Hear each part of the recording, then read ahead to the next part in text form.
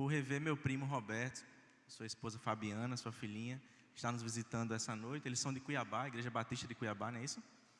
E vieram essa noite, estão de férias. Ele veio visitar a minha tia, a mãe dele, e essa noite nos honra com sua presença. Roberto, Fabiana, sejam muito bem-vindos. Essa é a casa do nosso Pai Celestial. Queridos, sem mais delongas, eu queria que a amada igreja abrisse vossas Bíblias no livro de 1 Reis, capítulo 17. E eu louvo ao Senhor por todo este culto até aqui, porque desde o momento que eu cheguei aqui, o Senhor tem confirmado a sua palavra para essa noite. Através dos louvores, através das falas de alguns irmãos, e nosso coração muito se alegra em saber que o Senhor que conversa conosco é o Senhor que conversa com a sua igreja e que faz tudo acontecer no seu tempo. 1 Reis 17, apenas o versículo de número 1. Diz assim a palavra do Senhor. Então Elias, o tesbita dos moradores de Gileade, disse a Acabe: tão certo como vive o Senhor, Deus de Israel, perante cuja face estou, nem orvalho, nem chuva haverá nestes anos, segundo a minha palavra. Eu vou repetir, eu percebi que os irmãos ainda estavam procurando alguns. 1 Reis, capítulo 17, verso 1, diz assim: então Elias, o tesbita dos moradores de Gileade, disse a Acabe: tão certo como vive o Senhor, Deus de Israel, perante cuja face estou, nem orvalho, nem chuva haverá nestes anos, segundo a minha palavra. Oremos mais uma vez. Pai querido, em nome do teu Filho amado Jesus Cristo, nós queremos, ó Deus, nessa noite, ser apenas um canal da tua voz, da tua mensagem, da tua palavra para o teu povo. Fala através das nossas vidas por meio da tua palavra, do teu Espírito Santo que sobra com o nosso entendimento. E que a tua igreja essa noite, ó Deus, a começar por mim, sejamos todos edificados somente pela tua palavra, em nome de Jesus. Amém. Queridos, interessante que janeiro é um mês para quem tem filhos, sobretudo pequenos, um mês de preparação, de matrícula, de comprar o material escolar e toda aquela programação financeira para isso. E há uma expectativa nas crianças e também em nós como pais, para o início de uma nova aula, de novas aulas, novos professores, novos coleguinhas. Uma nova etapa que se surge na vida dos nossos filhos, que também é transportado para nós, porque a expectativa deles também causa expectativa em nós. Nessa noite eu queria não falar sobre volta às aulas, mas eu queria convidar a igreja a estudar na escola do profeta Elias, e esse é o tema da mensagem dessa noite. Estudando na escola do profeta Elias. Porque, irmãos, a vida desse homem, ele de fato, um grande aprendizado para todos nós, para a igreja do Senhor. Foi naquela época e é ainda hoje, porque a palavra do Senhor, ela se perpetua de eternidade a eternidade. Mas antes de falarmos sobre Elias, é importante a gente entender o que estava acontecendo naquela cidade, em Jerusalém, em Israel, sobretudo. E depois da morte de Davi, Salomão, seu filho, assume o trono. E saímos de um período de juízes e entramos agora num período chamado de período de reis. E Salomão, ele até começa inicialmente fazendo o que era bom aos olhos do Senhor, ele constrói o templo, ele vai organizando as coisas, mas lá pela frente, por meio dos casamentos que ele tem, são vários, com mulheres de povos pagãos, ele começa a realizar alguma abertura para que seja feito e implantado em Israel culto a deuses pagãos. E o que é interessante perceber é que, mesmo após a sucessão de Salomão, todos os reis depois de Salomão, e contando com ele também, fizeram o que era mal aos olhos do Senhor. Havia um grande declínio naquela época espiritual e moral e religioso na nação de Israel. Todos os reis que por ali passaram tinham deixado uma marca muito negativa em Israel. E a marca era de idolatria. E chegamos, enfim, ao reinado de Acabe.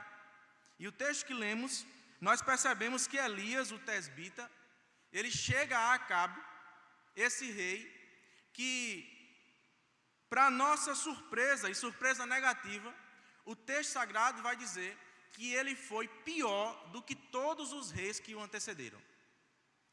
Para os irmãos terem uma ideia, não somente ele consumou ou praticou as mesmas atitudes dos reis anteriores, de estabelecer altares pagãos em Israel, ele constrói um templo para Baal. Não somente isso, mas ele casa com uma mulher chamada Jezabel, uma mulher idólatra, uma mulher extremamente violenta, maligna, e que faz com que esse rei, que já não e já nem tem um comportamento de submissão ao Deus Todo-Poderoso, pelo contrário, é um rei idólatra, pagão, mas ele junta forças com a sua esposa, com a sua mulher, e piora ainda mais o estado da nação de Israel. E é para esse rei pagão, terrível, que a palavra de Deus diz que foi o pior de todos, que antes dele nenhum foi igual a ele, que o Senhor levanta Elias e chama aquele rei e diz: olha, tão certo como vive o Senhor, o Deus de Israel, perante cuja face estou, nem orvalho nem chuva haverá nestes anos, segundo a minha palavra. Interessante perceber, queridos, que pouco se sabe sobre a vida particular do profeta Elias. O máximo é o que o texto diz, que ele era tesbita, uma cidade que até no mapa é difícil se encontrar. Ele morava nos derredores de Gileade, que fica situado próximo às margens do Jordão. Mas o texto não dá mais detalhes sobre a vida desse profeta. Mas o texto sagrado vai nos apresentar, e nós essa noite, como já falamos, queremos matricular a igreja nessa noite, na escola do profeta Elias.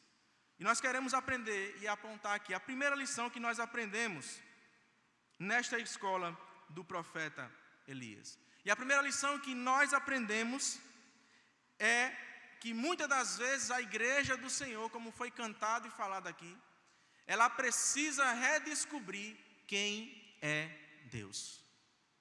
A primeira lição que aprendemos na escola do profeta Elias é nos questionarmos quem é o nosso Deus.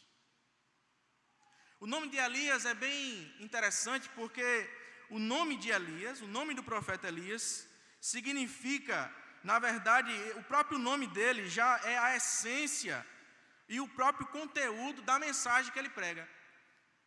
E o próprio ministério dele define o seu ministério. E o nome de Elias significa: o meu Deus é o Senhor, ou Deus é Yahvé, que significa a mesma coisa. O nome de Elias é a afirmação do que aquele povo precisava fazer naqueles dias de crise caótico.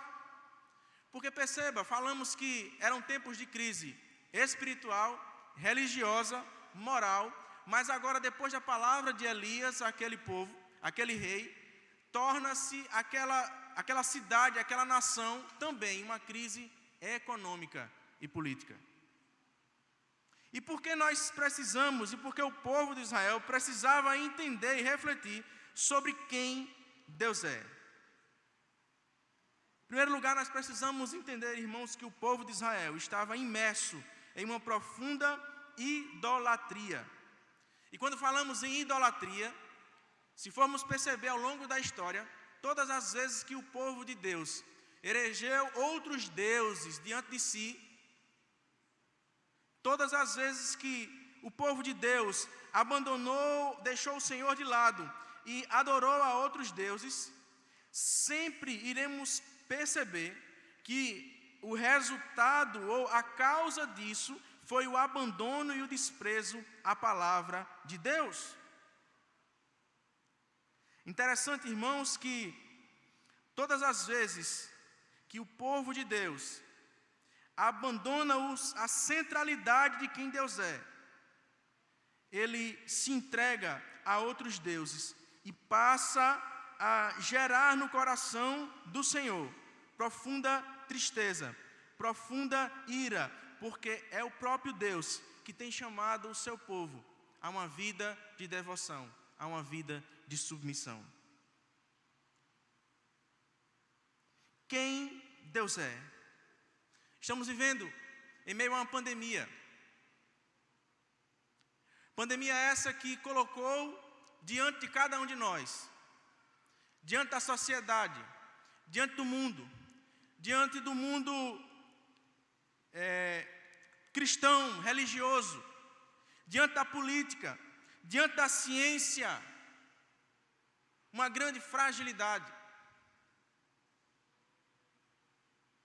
Me lembro e recordo muito bem que no começo da pandemia havia algumas notas de médico, a medicina mundial fazia um pronunciamento de manhã a respeito da doença, mas à tarde já desfazia o que disse, porque o vírus foi se mutando e até a ciência foi pega de surpresa.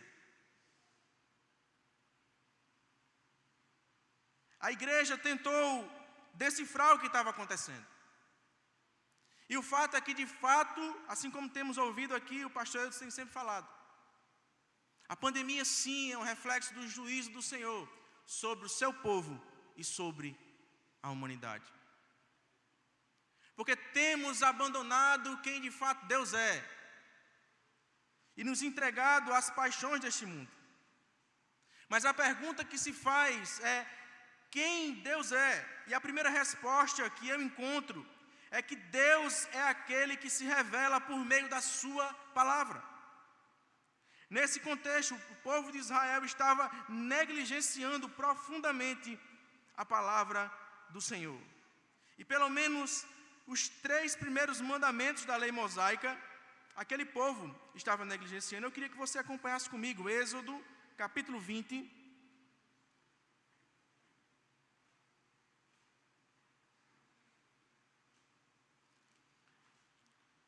Êxodo capítulo 20, verso 1.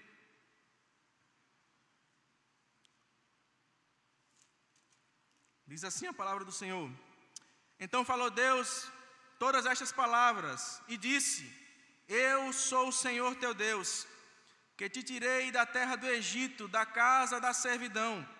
Não terás outros deuses diante de mim, não farás para ti imagem de escultura, nem semelhança alguma do que há em cima nos céus, nem embaixo na terra, nem as águas debaixo da terra. Não adorarás, nem lhe darás culto, porque eu sou o Senhor teu Deus, Deus zeloso, que visito a iniquidade dos pais nos filhos, até a 3ª e 4ª geração daqueles que me aborrecem. Perceba, queridos, que aqui está claro e nítido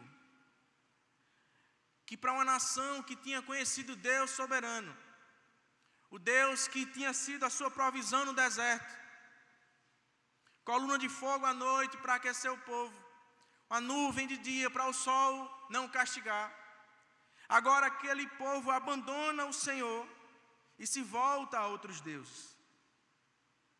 E a primeira resposta é essa: Deus é aquele que se revela por meio da sua palavra. Deus é aquele que se revela por meio da sua palavra. Queridos, nós temos vivenciado dias em que, de fato, como nunca, tem sido realidade aquela passagem que diz que há um comichão nos nossos ouvidos, no ouvido da igreja, para escutar uma palavra diferente, algo diferente, algo que venha ao meu encontro, algo que venha a me agradar. Quando na verdade o Senhor Deus, Ele permanece sendo nosso Deus. Ele não sofre variação, Ele não muda, Ele é o soberano Senhor da sua igreja. Nós precisamos entender nesses dias, queridos, que nós não podemos fazer da mesma forma como Elias repreende o povo no capítulo 18 e no verso 21. E era exatamente assim que aquele povo estava se comportando diante do Senhor. 1 Reis 18, capítulo 21, diz assim: Então Elias se chegou a todo o povo e disse: Até quando cocheareis entre dois pensamentos? Se o Senhor é Deus, segui-o. Se é Baal, segui-o. Porém, o povo nada lhe respondeu. Às vezes, queridos, a frieza invade o nosso coração, de tal forma que nós esquecemos de quem é Deus, de quem foi Deus quando nos livrou da tribulação. Isso é algo que marca a história da igreja, não é só de hoje, é de sempre. O povo de Deus, ele passou sempre por esse ciclo. Tinha bênçãos, estava tudo dando certo, em dado momento esquecia do Senhor. Aí Deus permitia a luta, o povo se humilhava, buscava o Senhor, e Deus ia abençoando aquele povo. E hoje ainda é assim. Deus tem feito maravilhas no nosso meio, mas a verdade é que quando nós afastamos o nosso coração da palavra do Senhor, é fato que nós nos afastamos do próprio Senhor. Porque é a palavra do Senhor quem revela quem Ele é. É a palavra do Senhor que nos coloca diante de um Deus santo e nos revela que nós somos pecadores. Assim como Paulo diz, nós estávamos perdidos em nossos delitos e pecados. Mas aprove ao Senhor nos resgatar do império das trevas para a sua maravilhosa luz. Mas muitas das vezes, queridos, ao longo da nossa história é preciso relembrar quem Deus é. A primeira resposta é essa: Deus é aquele que se revela por meio da sua palavra. Interessante é perceber que quando o escritor diz assim, até quando cocheareis, essa palavra no original hebraico dá uma conotação de dança, de viver dançando, pulando. E isso aqui também é uma fala do profeta àquele povo de forma irônica. Na visão de Elias, aquele povo estava dançando, brincando com Deus. Brincando de uma hora adorar Baal e uma hora adorar Deus. A mistura no culto era isso, era o sacro com o profano com o sacro, e está tudo bem. Nós precisamos entender, queridos, que de Deus ninguém zomba, de Deus ninguém pode brincar, porque Ele é o Senhor dos exércitos. Quem sabe você não professa palavras de blasfêmia ao seu Deus, ao nosso Deus, mas a sua vida, a sua maneira de viver é uma blasfêmia aos olhos do Senhor. Porque aquilo que você professa com os seus lábios não é aquilo que você vive no seu secreto, fora da igreja, distante do dia de domingo, quando você vem à igreja do Senhor para cultuar ao seu Deus. Interessante perceber, queridos, que olhando a teologia sistemática de Wayne Grudem, ele faz um comentário muito interessante. Eu queria trazer para a igreja, a reflexão da igreja, apenas um trecho desse comentário. Diz assim: na Bíblia, o nome de uma pessoa, abre aspas, né? Na Bíblia, o nome de uma pessoa é uma descrição do seu caráter. Da mesma forma, os nomes bíblicos de Deus são diversas descrições do seu caráter. Num sentido mais amplo, então, o nome de Deus se iguala a tudo aquilo que a Bíblia e a criação nos dizem a respeito dele. Quando oramos, santificado seja o teu nome, como parte da oração dominical, em Mateus 6:9, oramos para que as pessoas falem sobre Deus de um modo que lhes seja honroso.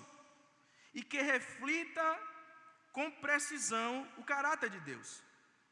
Esse honrar o nome de Deus pode ser realizado por meio de ações, como também de palavras, pois as ações refletem o caráter do Criador, a quem servimos. Mateus 5,16.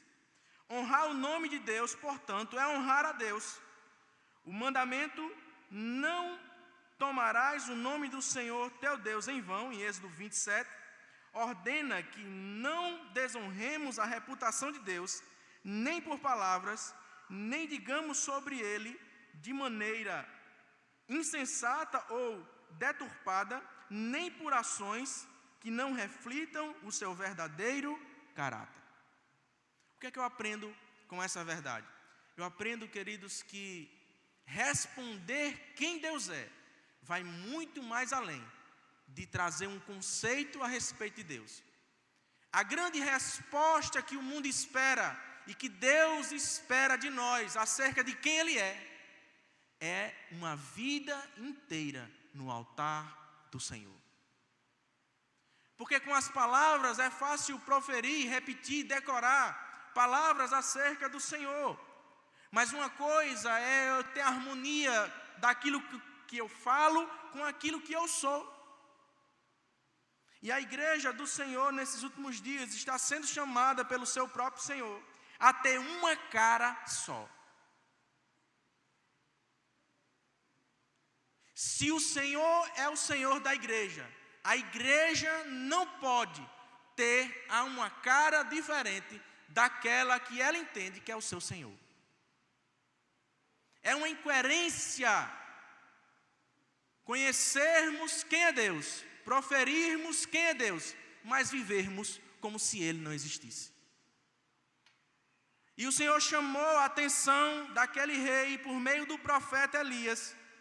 E nessa noite chama a minha atenção e a sua atenção para atentarmos para um fato muito importante no caminhar da nossa vida cristã.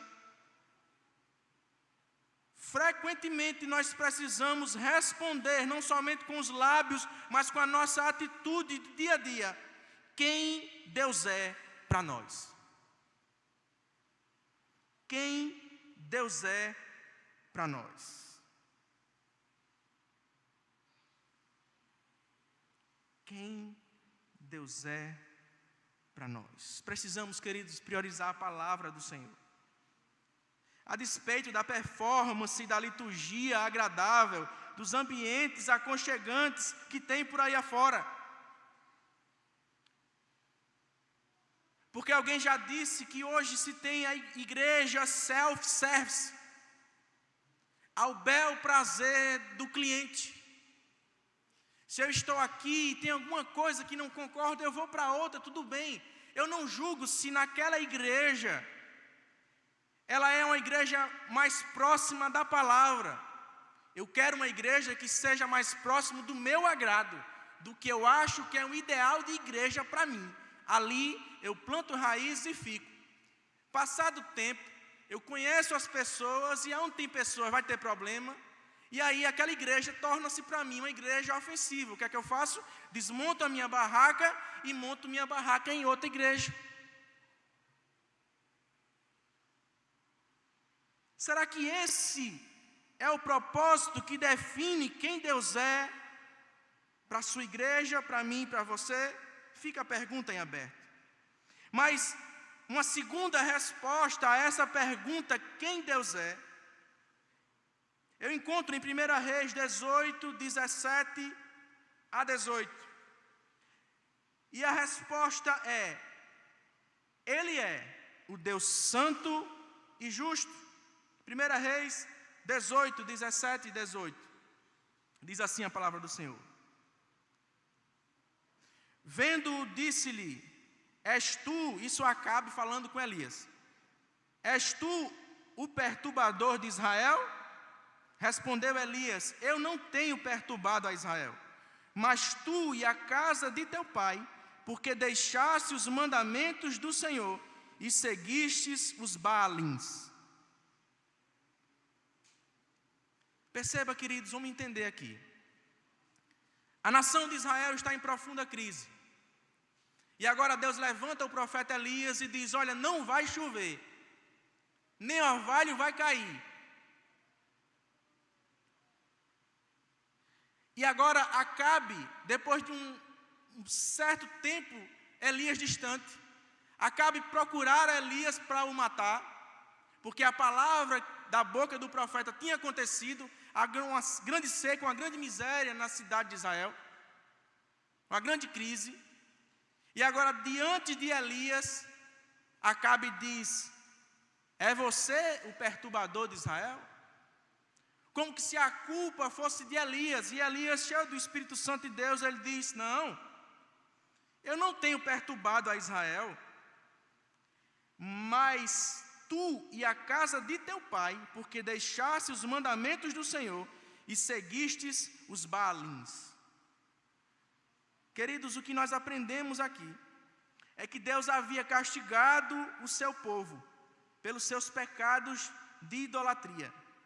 E o texto que acabamos de ler mostra um Deus que é santo, que não permite pecado, que não pode ver o mal, castigando o seu povo, descendo o seu juízo sobre aquele povo.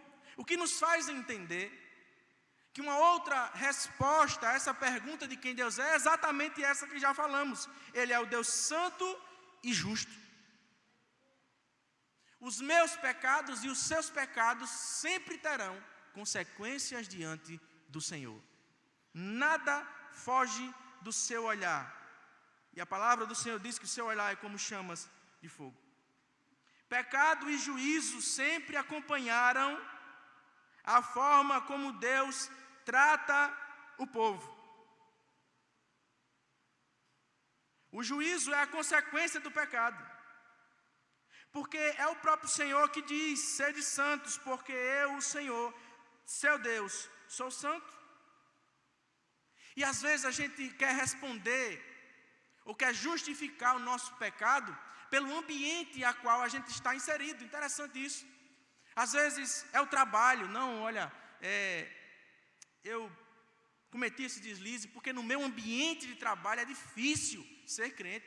Você tem que ter um jogo de cintura assim diferente, porque lá o povo é ímpio. Se eu for crente demais, aí eu vou me queimar. E a palavra do Senhor sempre tem resposta para o seu povo. E a resposta para esses que pensam que é o ambiente que determina quem eu sou no reino de Deus, a resposta eu vejo em Obadias, 1 Reis 18, do 1 ao 4, acompanhe comigo. Muito tempo depois, 1 Reis 18, 1 ao 4, veio a palavra do Senhor a Elias no 3º ano, dizendo: vai, apresenta-te a Acabe, porque darei chuva sobre a terra. Partiu, pois, Elias a apresentar-se a Acabe, e a fome era extrema em Samaria. Preste atenção agora. Acabe chamou a Obadias, o mordomo. Obadias temia muito ao Senhor, porque quando Jezabel exterminava os profetas do Senhor, Obadias tomou 100 profetas e de 50 em 50 escondeu numa cova e os sustentou com pão e água. O rei perverso, idólatra, Acabe. A palavra diz que nenhum outro foi pior do que ele. Tem um mordomo que se chama Obadias. E o texto sagrado diz que Obadias temia muito ao Senhor.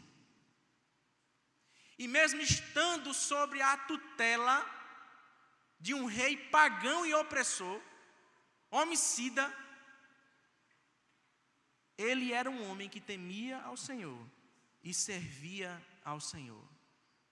Não é o ambiente que determina que tipo de crente eu e você deve ser, mas é a resposta de quem Deus é para você que determina quem você é, aqui dentro e fora da igreja.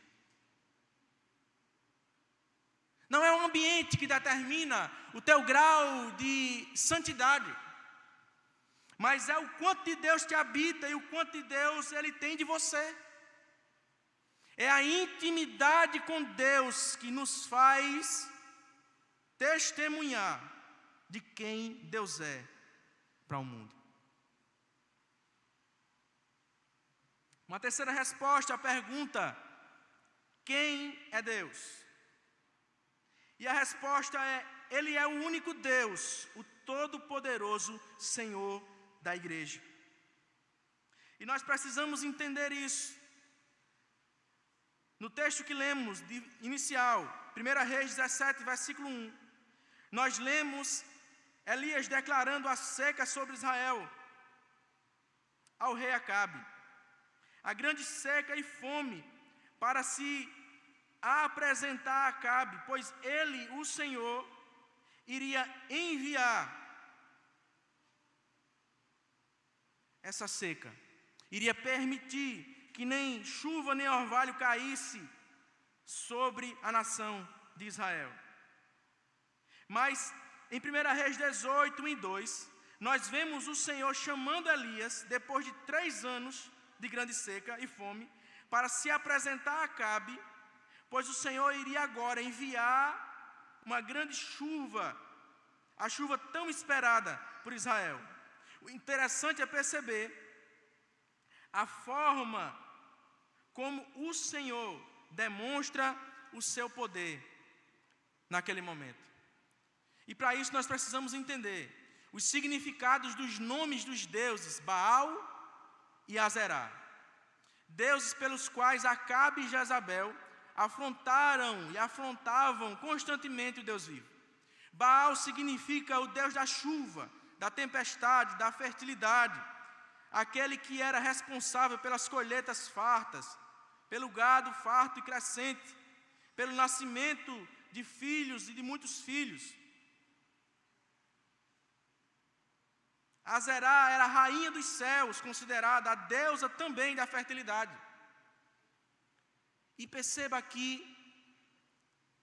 como o Senhor demonstra o seu poder. Baal, o Deus da chuva, da tempestade, Deus do trovão. Azerá, a rainha dos céus, deusa da fertilidade. E o Senhor levanta um homem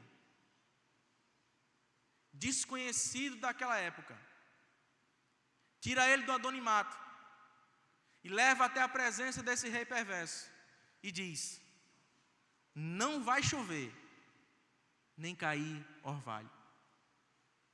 A grande pergunta é que se Baal é o Deus da chuva e Azerá, a rainha dos céus e deusa da fertilidade, como é, humanamente falando, que Elias conseguiria subsistir com a sua palavra de que não haveria chuva, nem sequer orvalho?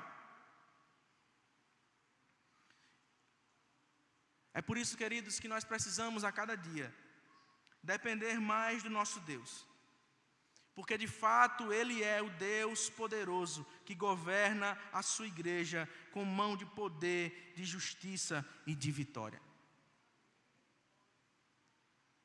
Deus confronta esses dois deuses falsos por meio da vida de um homem. Um homem que não tem muitos dados acerca da sua vida, mas um homem cheio da palavra do Senhor. Um homem que se humilha na presença do Senhor, que busca a presença do Senhor. E Deus se revela a ele. No capítulo 18, verso 1 de Reis, de 1 Reis, a partir do versículo 19 em diante, Elias intimida Acabe a trazer todo o povo de Israel, juntamente com os 450 profetas de Baal e mais os 400 de Azerá, para se encontrarem no Monte Carmelo. E propõe que ambos tomariam um novilho, cortariam em pedaços e poriam sobre a lenha, e cada um a seu tempo invocaria o seu Deus.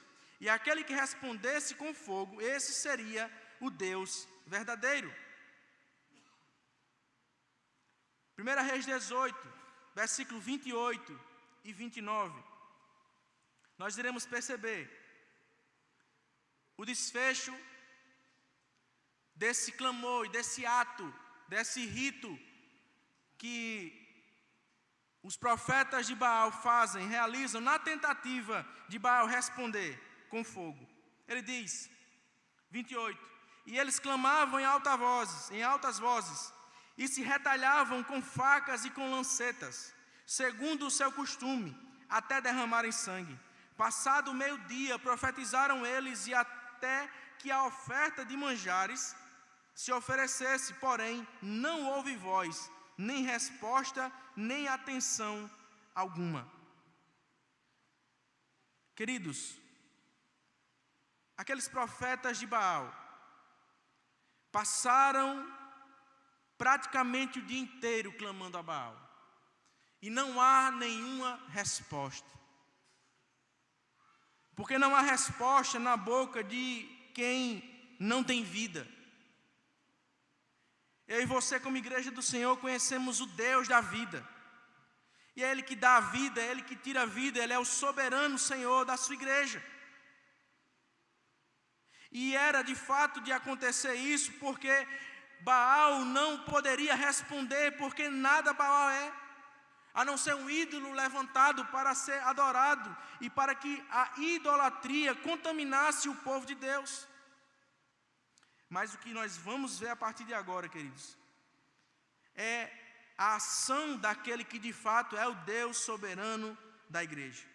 E eu queria convidá-los a ler os versículos de número 36 ao 39. No devido tempo, para se apresentar a oferta de manjares, aproximou-se o profeta Elias e disse: Ó Senhor Deus de Abraão, de Isaque e de Israel, fique hoje sabido que tu és Deus em Israel, e que eu sou teu servo, e que segundo a tua palavra fiz estas coisas. Responde-me, Senhor, responde-me, para que este povo saiba que tu, Senhor, és Deus, e que a ti fizeste retroceder o coração deles. Então caiu fogo do céu, do Senhor, e consumiu o holocausto e a lenha, e as pedras e a terra, e ainda lambeu a água que estava no rego. O que, vendo todo o povo, caiu de rosto em terra, e disse: o Senhor é Deus, o Senhor é Deus, o Senhor é Deus. Perceba, queridos, que o culto ao Deus pagão Baal exigia até o alto flagelo. No desespero por não haver resposta de Baal, eles se cortaram, eles dançaram, eles entraram em transe, como o texto relata. Eles modificaram a formosura do seu rosto e nada houve de resposta, e uma oração simples de um desconhecido, mas uma oração sincera de coração, de alguém que conhece o Deus a quem serve, fez com que a mão do Senhor se levantasse sobre aquele povo. E o povo de Deus reconheceu, mais uma vez, e viu, com provas incontestáveis, quem de fato é Deus. E o povo diz: o Senhor é Deus, Yahvé é Deus, o Todo-Poderoso é Deus, o Senhor é Deus. Nós precisamos, queridos, nesses últimos dias, aprender com o povo de Israel. Não podemos deixar que cheguemos a esse nível de degradação espiritual, de termos elegidos outros deuses diante de nós para adorar o Senhor e profanar o altar do Senhor. Mas o Senhor, ao longo da história, já tem nos dado provas suficientes de quem Ele é. E Ele é o Deus soberano da igreja. É Ele que diz que as portas do inferno não prevalecerão contra a sua igreja. Nós temos a promessa de Deus diante de nós, sobre nós e em nós. Mas às vezes é preciso refletir sobre quem Deus é, porque os nossos pecados, de fato, queridos, fazem separação de nós para com o nosso Deus. Após esse episódio sobrenatural, o povo reconhece o verdadeiro Deus. E logo após, o Senhor envia uma abundante chuva. E Israel está diante de si da grande providência do Senhor. Foram 3 anos e meio de seca. 3 anos e meio, sem cair um orvalho sequer. E agora, depois do povo se humilhar na presença do Senhor e reconhecer que Ele é o Senhor com a sua mão de poder, decide enviar a chuva tão esperada. E eu queria encerrar com a 4ª e última resposta a essa pergunta: quem é Deus? E a 4ª e última resposta a essa pergunta, quem Deus é ou quem é Deus, é que Ele é o Deus de toda a graça. Perceba, queridos, o nível de aprofundamento, declínio espiritual que a nação de Israel se aprofundou. Era para que não existisse mais salvação para aquele povo. Aquele povo, na verdade, não merecia, assim como nós, não merecemos a mão graciosa de Deus sobre nossa vida. Mas Deus é tão bom, tão misericordioso, e a sua graça, e o seu amor é maior do que a vida, irmãos, que Ele espera de nós, mesmo sendo Deus, suficiente em seu ser, em seu caráter, em seus atributos, Ele espera de nós, como seus filhos, que nós nos voltemos para Ele, em arrependimento dos nossos pecados, vivendo uma profunda e sincera devoção a Ele.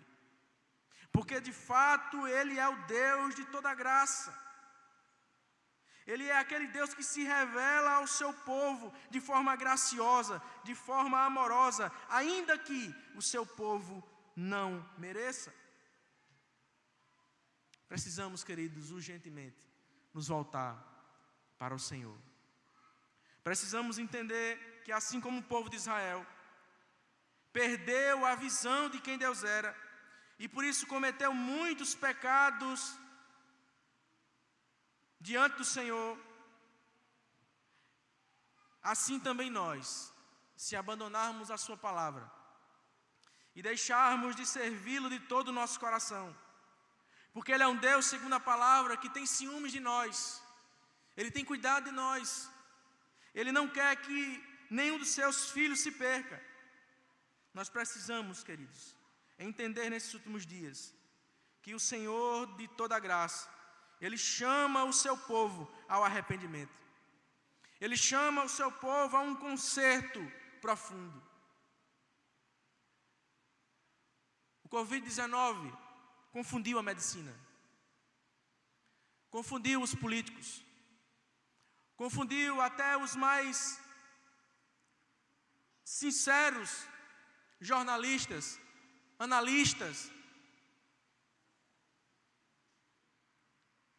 Mas se tem uma verdade, queridos, em meio a essa grande crise, é que o Senhor está gritando aos 4 cantos: eu continuo sendo o Deus soberano do universo.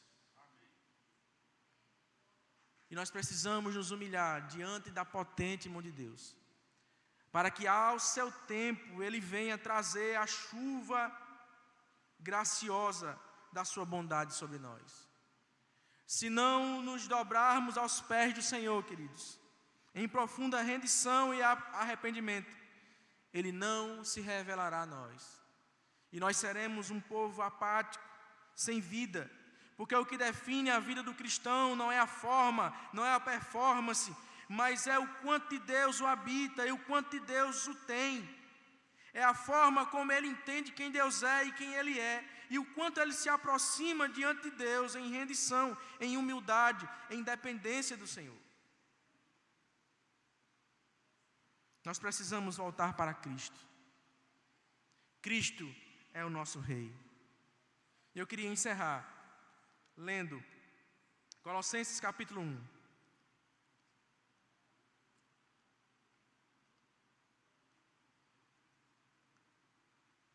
Colossenses capítulo 1, versículo de número 16.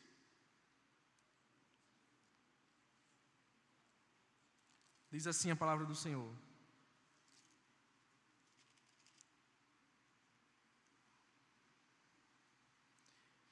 pois nele foram criadas todas as coisas, nos céus e sobre a terra, as visíveis e as invisíveis, sejam tronos, sejam soberanias, quer principados, quer potestades. Tudo foi criado por meio dele e para ele. Ele é antes de todas as coisas, nele tudo subsiste. Ele é o cabeça do corpo da igreja. Ele é o princípio, o primogênito entre os mortos, para em todas as coisas ter a primazia. Porque aprouve a Deus que ele residisse toda a plenitude, nele residisse toda a plenitude, que havendo feito a paz pelo sangue da cruz, por meio dele reconciliasse consigo mesmo todas as coisas, quer sobre a terra, quer sobre os céus. Que possamos, queridos, nos voltar para o Senhor Jesus, entender que Ele é o Deus de toda graça, que sem Ele nada somos e nada podemos fazer. A vida da igreja, a minha vida e a sua vida, ela é definida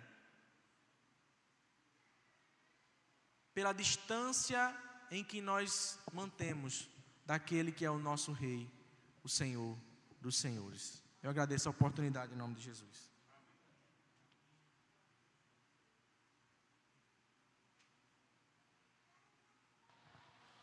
Amém. Que Deus abençoe a vida do diácono Josias, sua família que aqui está, Larissa, a garotada, e que esta palavra ela encontre lugar